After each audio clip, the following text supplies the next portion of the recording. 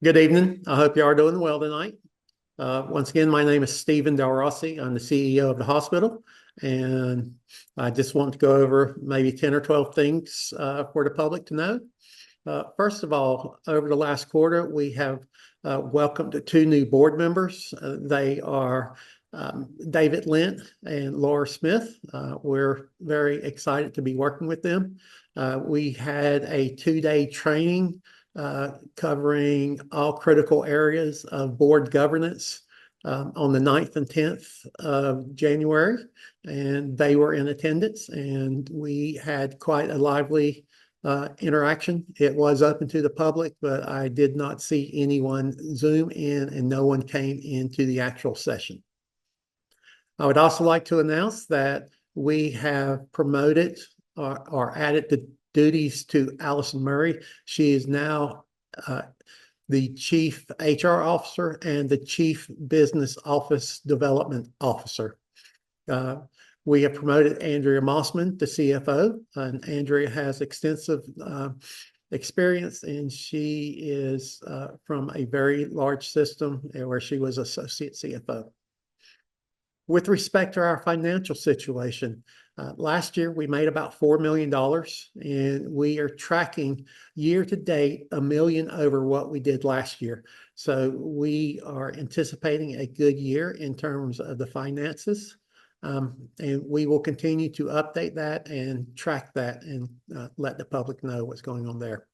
To do so, we continue to look at adding lines of service and to expanding the lines that we have. We have been very successful in expanding our lines of service. The public and the community needs certain services, and we've brought those in, and we continue to see long waits for those. So we continue to increase the number of days that are available for those services. I'm happy to say that the strategic plan for 2025 through 2027 has been presented and was approved to the board and by the board. That is available online on our website. I encourage everyone to go look to see what our plans are for the next 3 years to steer the hospital. I do want to say that we have rewritten our collections and bad debt policies. We had to do such by January 1st in accordance with the legislature for the state of California. There were changes made to the collection and bad debt practices that are allowed to go on in the state. So we obviously acquiesced and agreed to those policies. One thing that this does change that the public should be aware of is that we, in general, require prepayment before appointments are seen and before services are scheduled. Now, with that said, there is indigent and charity care. We've expanded that. That was another policy that we updated. And I was asked by the county to remind the public that the county does have a program to help guide you and support you in healthcare. And when you couple that with what NIHD offers, there's really no reason anyone in this community cannot get services. I would like to switch just a minute to let you know that we have a nurse practitioner, Colleen McAvoy, who was awarded Alumni of the Year for her school, UCSF. And that is a very high honor for anyone. And we are proud to have Colleen with us, and we are excited about the work she does. We're excited about the work that she's brought us that she wants to continue to do and expand upon. And we look forward to many years of collaboration with Colleen. Next, I'd like to talk about our capital.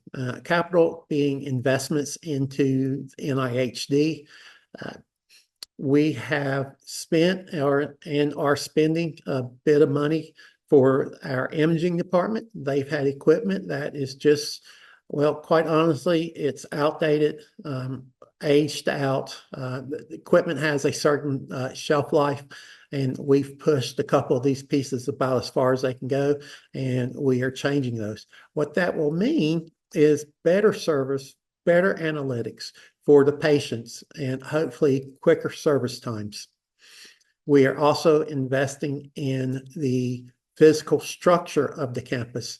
And to that end, we have re-roofed 3 of the buildings. We have put in a parking lot for patients only in front of the diagnostic imaging building, which can also be used for what we call the PMA building, which is where all the clinics are offered, except for the RHC. We continue to do improvements through various infrastructure items throughout the building, such as remodeling offices to maximize space. And we continue to look at other small equipment items and bring those in on an as-needed basis to either expand services, improve services, or replace equipment that once again is aging out. Our employees and staff members are the cornerstone by which we serve the public, and we were proud to be able to offer them this year a Christmas celebration. It was held in December, and we had very good participation rates. We invited the employees and 1 guest, and once again, we had very high employee participation. And for the staff that had to work that evening, we also provided them with a gift card so they could get a meal at the same restaurant. We are happy to do this for our employees anytime we can, and it makes sense. And we want our employees to stay engaged and to stay happy working with us. We continue to have recruitments for the medical staff. We want to make sure that we always have a good rotation of staff that is available to serve the public. That doesn't mean that they continuously live in Bishop. They may come in for a few days, but those services that they provide during those few days keeps the community from having to travel either south, east, or north to get services.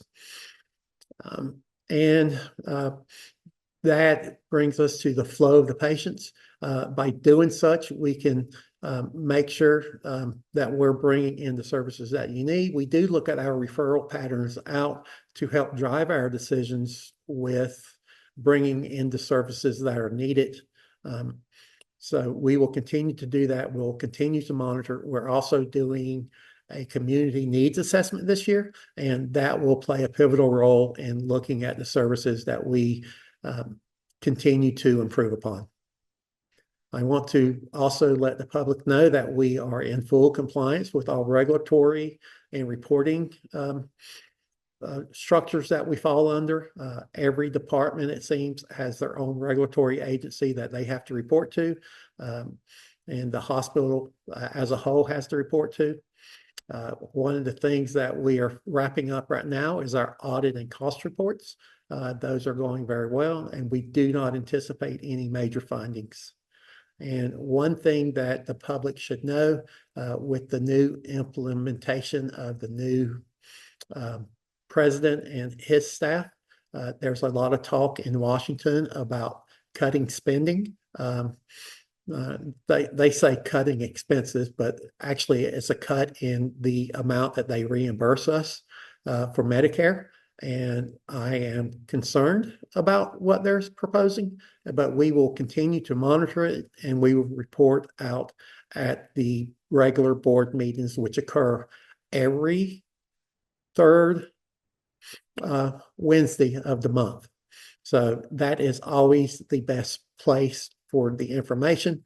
And you have elected officials who sit on the board that you can reach out to at any time, I believe, and get questions answered and put in your comments. And you may also reach out directly to the hospital, to the department that service you, to our compliance officer, to our quality improvement, in any number of ways that there are to reach out to the hospital. You can reach out to my office directly, and we are always glad to talk and help represent you and help perpetuate your care.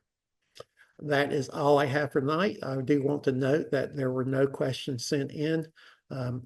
I encourage you to send questions, and I most importantly encourage you to join our board meetings, because that is the best place for all information, and it does provide clarity in what we're doing and why we're doing it.